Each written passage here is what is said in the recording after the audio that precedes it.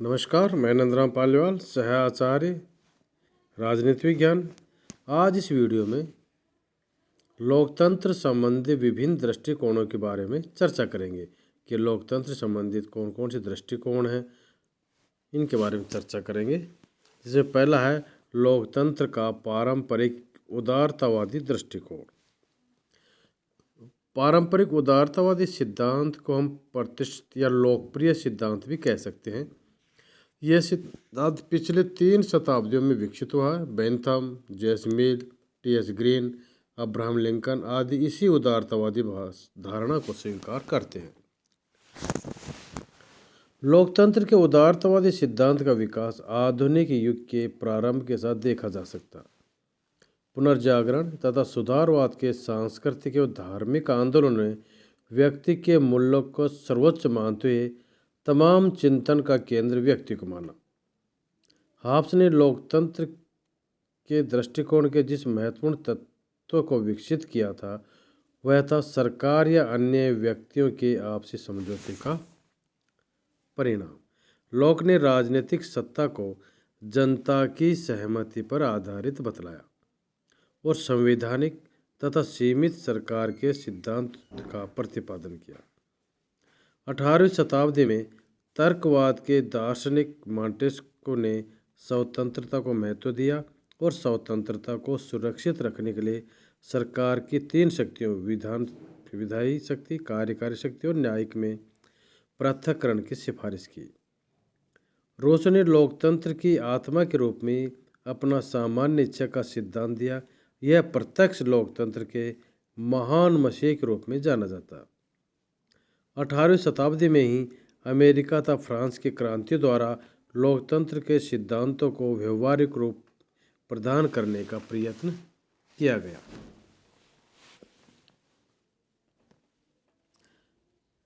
उन्नीसवीं शताब्दी में उपयोगितावादी दार्शनिकों बेंथम और जे.एस. मिल ने लोकतंत्र को समर्थन इस आधार पर दिया कि वह शासन अधिकतम व्यक्तियों के अधिकतम सुख के लिए आवश्यक है। बेंथम ने स्पष्ट तौर से प्रतिनिधिक सरकार का सिद्धांत दिया जिसमें सरकार जनता के बहुमत द्वारा चुनी हुई होनी चाहिए। बेंथम के विचारों का समर्थन करते हुए जे.एस. मिल ने विचारों तथा अभिव्यक्ति की स्वतंत्रता पर विशेष बल दिया। 20वीं शताब्दी में Ernest Barker, Davy Lindsay, Laski, Pennock आदि ने लोकतंत्र का समर्थन किया। लोकतंत्र कुछ बुनियादी तत्व हैं जिनके आधार पर लोकतंत्र का उदारवादी दृष्टिकोण है। जिससे पहला, सब व्यक्ति समान है और व्यक्ति अपना भला बुरा स्वयं सोचने की शक्ति रखता है। शासन जनता द्वारा स्वयं संचालित होना चाहिए। सरकार बहुमत की होनी चाहिए तथा जनता की इच्छा की सरकार की शक्ति का आधार है। राजनीतिक सत्ता जनता की अमानत है। सरकार का उद्देश्य सामान्य जन का भला करना एवं व्यक्ति का चहुमुखी विकास करना है। सरकार जनता के प्रति उत्तरदायी होनी चाहिए। सरकार सीमित होनी चाहिए। जनता को विचार एवं अभिव्यक्ति की स्वतंत्रता होनी चाहिए। लोकमत का सरकार द्वारा आदर किया जाना चाहिए। लेकिन इस लोकतंत्र के इस दृष्टिकोण की भी आलोचना कई आधारों पर की जाती है। जैसे कि यह सिद्धांत केवल राजनीतिक समानता पर बल देता है। दूसरी आलोचना है, यह सिद्धांत शासन का संचालन जनता द्वारा मानता है जबकि जनता का राजनीति में हिस्सा लेना लोकतंत्र को भीड़ तंत्र में बदल देना है। आलोचक कहते हैं कि यदि लोकतंत्र को बचाना है तो जनता को शासन से दूर रखो। तीसरी आलोचना, लोकतंत्र का उदारवादी सिद्धांत मूल्यों तथा आदर्शों पर अधिक ध्यान देता है, राजनीतिक जीवन की वास्तविकताओं पर कम देता है। और यह सिद्धांत राजनीति में नेताओं, शासन करने वाले विशिष्ट वर्ग तथा संगठित संस्थाओं को उचित महत्व प्रदान नहीं करता। अब दूसरा, लोकतंत्र का विशिष्ट वर्गीय सिद्धांत। मॉस्का, पैरेटो, मिचेल, बर्नहम आदि विचारकों ने लोकतंत्र का विशिष्ट सिद्धांत प्रस्तुत किया। इन लेखकों ने उदारतावादी लोकतंत्र को शंकास्पद पाया। इनका मानना है कि आधुनिक युग में हर शासन अल्पतंत्रीय है, जिसमें कुछ शक्तिशाली नेता लोग ही अपना प्रभाव एवं शक्ति रखते हैं। ये लोग विशिष्ट वर्ग के होते हैं। जनता का शासन तो एक धोखा है। जहाँ कहीं भी सरकार होगी तो राजनीतिक संगठन या शासन होंगे। वहाँ सत्ता केवल अल्पमत के पास होगी, क्योंकि यही नेतृत्व प्रदान करते हैं। विशिष्ट वर्गीय लोकतंत्र का सिद्धांत इस बात का खंडन करता है कि सरकार जनता के द्वारा चलाई जाती है। पेरेटो ने इसे शासक विशिष्ट वर्ग, मॉस्का ने इसे राजनीतिक अभिवचन वर्ग, मिचेल्स ने इसे शक्ति विशिष्ट वर्ग आदि कहकर पुकारा। हेराल्ड लासवेल के अनुसार राजनीतिक विशिष्ट वर्ग एक राजनीतिक व्यवस्था में शक्ति रखने वालों का होता है। शक्ति रखने वालों में नेतृत्व तथा समाज के वे लोग सभी समूह आते हैं जिनसे नेता आते हैं तथा जिनके प्रति नेताओं का उत्तरदायी होता है। यानी लोकतंत्र में शासन की शक्ति एक विशेष वर्ग के पास में होती है। चाहे किसी भी दल की सरकार हो, शासन शक्ति एक विशिष्ट वर्ग के पास में ही होती है। लोकतंत्र के विशिष्ट वर्गीय दृष्टिकोण के कुछ बुनियादी तत्व हैं, जैसे सरकार जनता के द्वारा नहीं हो सकती, जनता के लिए हो सकती है। लोकतंत्र वह है जहाँ जनता केवल चुनाव के द्वारा अपने शासक यानी विशिष्ट वर्ग को चुनती है, और बिना विशिष्ट वर्ग के प्रजातंत्र नहीं हो सकता। यह केवल भीड़ तंत्र हो सकता है। लोकतंत्र विशिष्ट वर्गों में सत्ता के लिए एक संघर्ष है, जो चुनाव के माध्यम से जनता के वोट पाकर हारते जीतते हैं। राजनीतिक निर्णय लेने का कार्य केवल विशिष्ट वर्ग का है, आम जनता का नहीं। इस सिद्धांत के भी कुछ आधारों पर आलोचना की जाती है, जिनमें पहली आलोचना है कि इस सिद्धांत का विश्वास जनता में न होकर के नेताओं के विशिष्ट वर्ग में है। इस सिद्धांत के प्रतिपादकों का विश्वास जनता में नहीं है, बल्कि एक विशिष्ट वर्ग में है। यह सिद्धांत रूढ़िवादी है। यह सिद्धांत परिवर्तन का विरोधी है, तब मौजूदा व्यवस्था का समर्थक है। यह सिद्धांत लोकतंत्र का उद्देश्य मानव का विकास तथा कल्याण न मानकर मानव का उद्देश्य लोकतंत्र का स्थायित्व तथा कार्यकुशलता मान लेता है। यह सिद्धांत केवल नेताओं में श्रद्धा रखता है तथा केवल उन्हीं को लोकतंत्र को सुरक्षित रखने का दायित्व सौंपता है। अब लोकतंत्र का बहुलतावादी सिद्धांत। बहुलतावाद का मूल मंतव्य अनेकता में एकता स्थापित करने वाला लोकतंत्र, और अनेकता को नष्ट करना अलोकतांत्रिक है। बहुलतावादी लोकतंत्र को रॉबर्ट ने बहुतंत्रवाद कहा। बहुलतावादी लोकतंत्र का अर्थ एक ऐसी शासन व्यवस्था से है जिसमें नीति निर्धारण का काम समाज के विभिन्न हित या विभिन्न संगठन आपसी विचार विनिमय द्वारा करते हैं।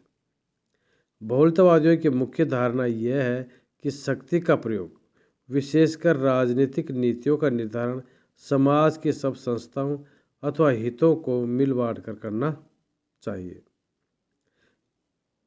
बहुलतावादी ने लोकतंत्र की परिभाषा करते हुए आर पृष्ठम लिखा कि यह एक ऐसी सामाजिक व्यवस्था है जिसमें राज्य की शक्ति बहुत सारे प्राइवेट समूह, समान रुचि के संगठनों तथा ऐसे संगठनों का प्रतिनिधित्व करने वाले व्यक्तियों के बीच में बटी रहती है।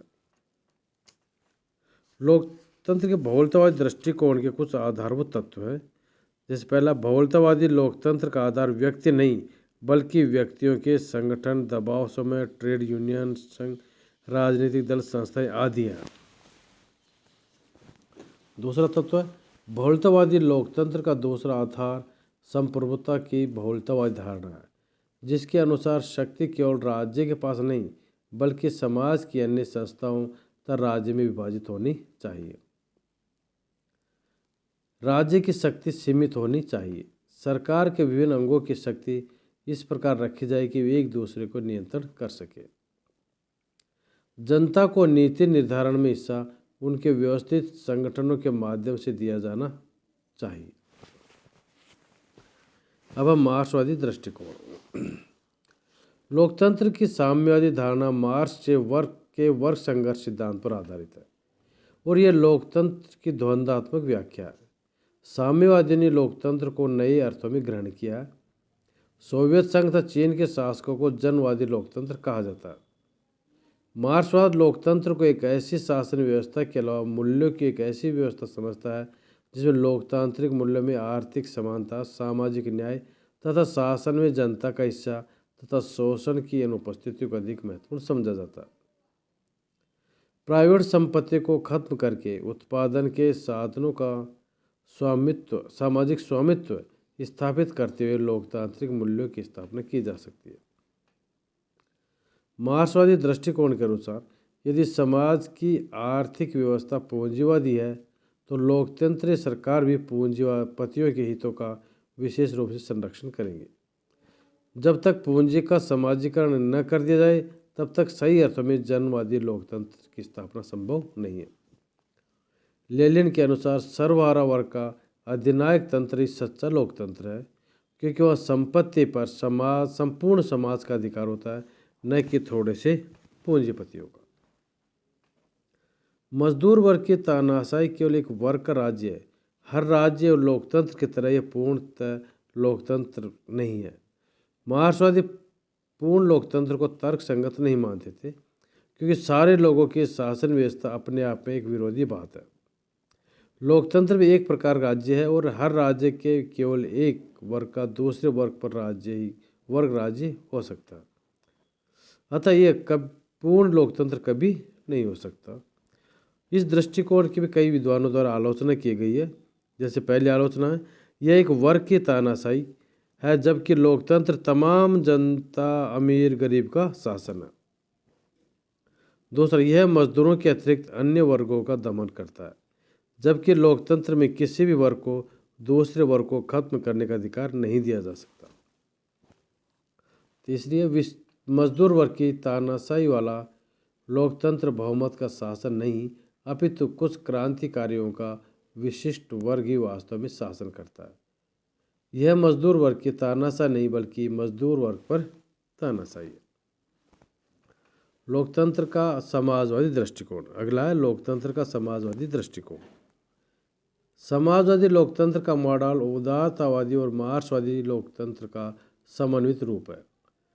समाजवादी लोकतंत्र में राजनीतिक जन समाजों के मूल्य तो उदारतावादी व लोकतंत्रों की अवधारणा के समान स्वतंत्रता, राजनीतिक समानता, सामाजिक व आर्थिक न्याय तथा जन कल्याण की साधना के ही है। परंतु साधनों की दृष्टि से समाजवादी लोकतंत्र साम्यवादी विचारधारा के समीप लगते हैं। इन लोकतंत्रों में समानता के आर्थिक पहलू पर भी अधिक बल दिया गया। इस प्रकार लोकतंत्र के विभिन्न दृष्टिकोणों के विवेचन से स्पष्ट हो जाता है कि लोकतंत्र की अवधारणा परिवर्तित होती गई है।